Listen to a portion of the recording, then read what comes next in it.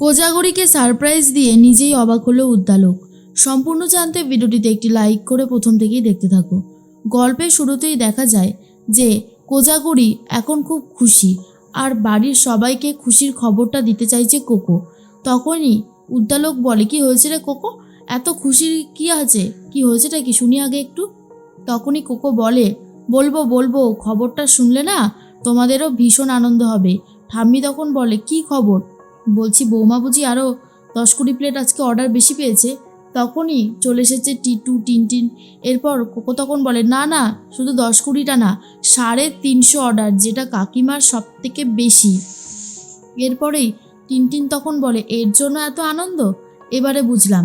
আর তখনই উদ্দালক বলে, এটা তো খুব ভালো কথা, তো কী করে আসলো এই অর্ডারটা? এরপরেই কোকো বলে, কিছুদিন আগেই কাকিমার দোকানে একজন ভদ্রলোক খেতে এসেছিল। তার পোশাক আশাক দেখে তো বোঝাই যায়নি সে এত বড় মনের মানুষ। কাকিমা তাকে খেতে দিয়েছিল। তারপরেই তো জানতে পারে তিনি একটা মাল্টি ন্যাশনাল কোম্পানি চালায়। আর তারপরেই 350 অর্ডার এসেছে কাকিমার কাছে। তখন উদ্দালক বসু বলে, এটা তো খুবই ভালো কথা। আমি তো সবসময় বলতাম যে আরও কিছু লিফলেট বিক্রি ছেড়ে দিই, তাহলে অনেক সেল হবে। তারপরেই উনি বলল যে না, এত সেল বাড়লে তো চাপ সামলাতে পারবে না রে বাবা, তাহলে লোক রাখতে হবে। কি বলিস কোকো? কোকো তখন বলে, হ্যাঁ তো আমি তো সেটাই বলছি। কাকিমা তো এখনও বুঝে উঠতে পারছে না অর্ডারটা নেবে কি নেবে না। আমার মতে এই অর্ডারটা নেওয়াই উচিত। তুমি কি বলো কাকু?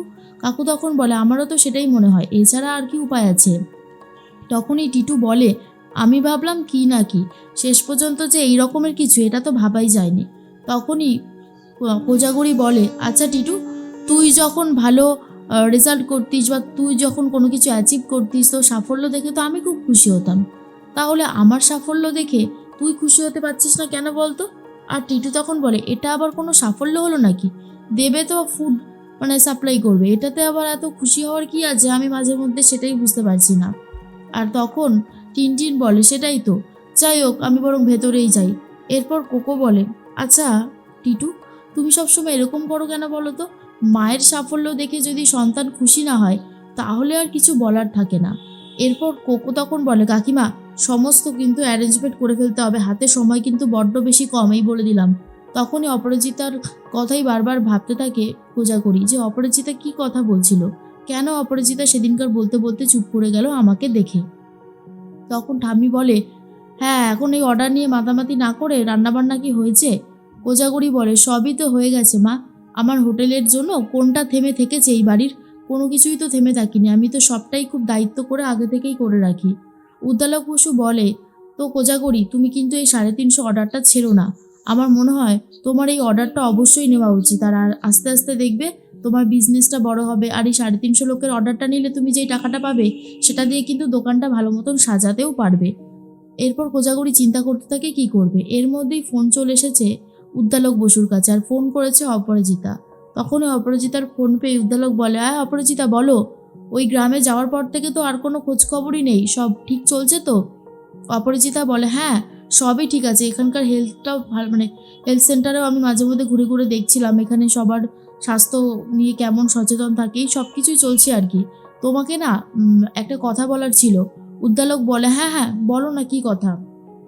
অপরাজিতা বলে, তুমি যেই মেয়েটির কথা বলেছিলে ময়ূরাক্ষী, আমি না তার সাথে মিট করেছি, কিন্তু একটা সত্যি কথা জানতে পারলাম, তার নাকি ক্যান্সার হয়েছে। কথাটা শোনার পরে উদ্দালক বসুর চোখ মুখ বদলে যায় আর বলে, কি বলছোটা কি? আর তখন অপরাজিতা বলে, হ্যাঁ গো, আমি খুব শিগগিরই তোমাকে আরও একটা সারপ্রাইজ দিতে চলেছি, তুমি খুব শিগগিরই আরও একটা সারপ্রাইজ পাবে। তখন উদ্দালক বসু বলে, আমি একটু বিজি আছি, তবে কী সারপ্রাইজ দেবে তার জন্য অপেক্ষায় থাকলাম, বলেই ফোনটা কেটে দেয়। আর অপরাজিতা বলে, ফোনটা তো তুমি কেটে দিলে উদ্দালক বসু, বুঝতে পারলাম যে কোজাগরী তোমার পাশেই আছে, ভালো, তবে যেখানে যাওয়ার সেই জিনিস তো সেখানে পাঠাতেই হবে। তখন কোজাগরী বলে, কে ফোন করেছিল গো? অপরাজিতা, কি বললে বিজি? তুমি তো বিজি না, তুমি তো আমাদের সাথে কথা বলছিলে। উদ্দালক বলে, হ্যাঁ তো তোমাদের সাথে কথা বলছিলাম বলেই তো ওর সাথে পরে কথা বলবো, কারণ এই ব্যাপারটা তো সলভ করাটা দরকার। টিটু বলে, কি বললো অপরাজিতা আন্টি? ওইদিকে কেমন চলছে কাজবাজ? তখন উদ্দালক বলে, খুবই ভালো চলছে। ওখানে হেলথ সেন্টারগুলো দেখছে, গ্রামের মানুষের স্বাস্থ্য নিয়ে সব পরীক্ষা নিরীক্ষার কি হচ্ছে, ভালোই চলছে। তখনই টিটু বলে, অপরাজিতা আন্টি কিন্তু খুব ভালো কাজ করে, সেটা নিয়ে আর কোনো সন্দেহই নেই। কোকো বলে, তুমি খুব পক্ষপাতিত্ব করো, কেন বলো তো? মাঝে মধ্যে তোমাকে দেখে একটু অবাক লাগে যে এত পড়াশোনা জানা, শিক্ষিত, তবুও তোমার মেন্টালিটিটা যে এত অশিক্ষিতর মতন সেটা ভাবা যায় না। টিটু বলে, এই কোকো, কী সব কথা বলছিস? মুখ সামলে কথা বল, অন্তত মুখে লাগামটা দে, এই সমস্ত আফাও কথা বলিস না, এগুলো শুনতে একদম ভালো লাগছে না। কোকো তখন বলে, বলতে তো আমি চাইনি, বলতে বাধ্য হলাম। কাকিমা মানে তোমার মা একটা হোটেলের বিজনেস খুলেছে, সেটা একটা বড় অর্ডার এসেছে, কোথায় সেটা শুনে খুশি হবে তা তো না, উল্টে বলছে অপরাজিতা আন্টি যেটা করে সেটা খুশির খবর। হ্যাঁ অবশ্যই সেটা ঠিক, কিন্তু এই সব মানুষগুলো আছে বলেই না টিটু, অনেক মানুষ যারা কাজকর্ম করে তারা বাইরেই খাবার খায়, এই সব মানুষগুলোর জন্যই তারা বেঁচে আছে বলতে পারো। সব মানুষদের আন্ডার এস্টিমেট করো না, সেটা খুব একটা ভালো হবে না। এরপর আর টিটু কোনো কথা বলতে পারে না। কিছুক্ষণ পরেই দেখা যায় কোজাগরি আবার রান্না বসিয়ে দেয়, আর তখনই চলে এসেছে উদ্দালক বসু, আর বলে, কোজাগরি ব্যাগপত্র গুছিয়ে নাও, তোমার জন্য একটা দারুণ সুখবর আছে। শোনার পর তো ঠাম্মি বলে, কেন রে? হ্যাঁ, তুই কি ওকে নিয়ে ঘুরতে যাবি ব্রো? তখন উদ্দালক বসু বলে, আচ্ছা মা, আমি যদি কোজাগরিকে নিয়ে ঘুরতেই যেতাম তাহলে কি তোমায় নিয়ে যেতাম না? এই পরিবারের কাউকে নিয়ে যেতাম না? সবাইকেই নিয়ে যেতাম, কিন্তু কোজাগরি যাবে অন্য একটা জায়গায়। কি হলো কোজাগরি, ব্যাগটা গোছাও। তোতা বলে, আরে ও বাবা, তুমি তো বলছো না যে মাকে নিয়ে তুমি কোথায় যাবে, এটা কিন্তু একদমই ভালো হচ্ছে না, বলো বলো কোথায় যাবে মাকে নিয়ে? আর উদ্দালক তখন বলে, আরে বাবা আমিও কোথাও যাব না, যাবে তো শুধু তোর মা একাই। এরপর কোজাগরি বলে, হ্যাঁ আমি আবার কোথায় যাব একা? উদ্দালক বসু বলে, যাবে যাবে, তোমার জন্য একটা বড়সড় চমক আছে। আরে আমি খোঁজ নিয়ে দেখলাম 7 দিনের জন্য কিছু বিদেশি শেফ এখানে আসতে চলেছে, আর এখানে কোর্স সেল হচ্ছে, সেই কোর্সে ওরা শিখিয়ে দেবে সব কিছু। তাই আমি তোমাকে সেখানেই পাঠাবো, তুমি বিখ্যাত বিখ্যাত শেফদের থেকে অনেক ভালো ভালো রান্না শিখবে, ওরা হাতে কলমে একেবারে শেখাবে। তখন কোজাগরির জন্য এই খবরটা অনেক বেশি সুখবর, আর কোকো বলে, এটা তো দারুণ খবর। তোতা তখন বলে, মা তুমি সব রান্নাবান্না ছাড়ো, আমরা সব দেখে নেব, তুমি যাও গিয়ে ওই দিকটা সামলাও। কিন্তু কোজাগরি প্রথমে একটু ভয় পেয়ে যায়, আর ভাবে এটা কি ঠিক হবে, ওখানে সবাই ইংলিশে কথা টথা বলবে, বিদেশ থেকে আসছে, আমি কি পারবো ওদের সাথে? কোজাগরির কথা শুনে উদ্দালক বসু বলে, আরে বাবা চেষ্টা করে দেখতে তো ক্ষতি নেই, পারবে না কেন? অবশ্যই পারবে, আমি জানি তুমি পারবে, তোমাকে পারতেই হবে। কোকো বলে, কাকিমা এই সুযোগটা কিন্তু বারবার আসবে না, আর এই সুযোগটা তোমাকে ব্যবহার করতেই হবে, আমরা কিছু জানি না, কি বলো কোকো? কোকো তখন বলে, তা নয় তো কি। এরপর টিটু বলে, ব্যাস তাহলে তো হয়েই গেল, সুযোগের পর সুযোগ পেয়ে এখন সংসারটা লাটে উঠে যাবে।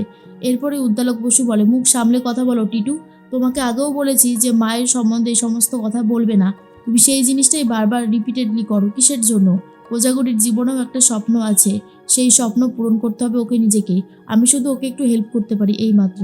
আর তখন কোজাগরির খুব আনন্দ হয় যে উদ্দালক বসু নিজে দায়িত্ব সহকারে এমন একটা কোর্সের কথা চিন্তাভাবনা করেছে যেটায় কোজাগরিকে ভর্তি করা যায়।